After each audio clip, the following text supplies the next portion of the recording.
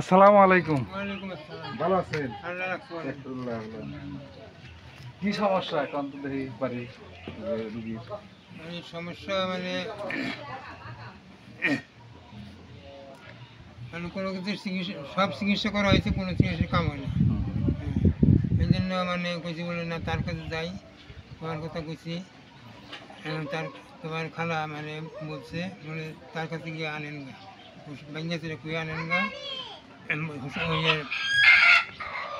নষ্টর জন্য। আর কোনো বাতাস বাতাস যদি লেগে থাকে এই জন্য মানে পানি ফিরে আর ওই ওষুধ নিবার নিয়ে আসছে আর কি।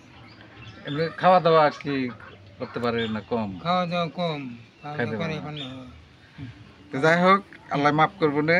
এই যে ওষুধ আমি বানিয়ে দিলাম, আচ্ছা এটা খাওয়ার আগে এরকম জাকাইবেন। আচ্ছা জাকানোর পর মুখাটা খুলিয়া 2 মুখা ওষুধ এটা কাঁচের গ্লাসে নিবেন।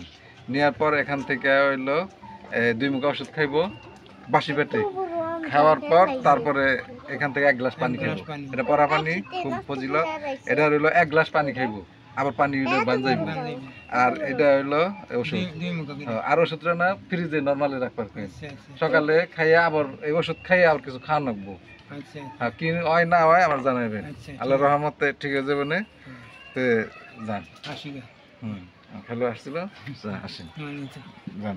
হ্যাঁ।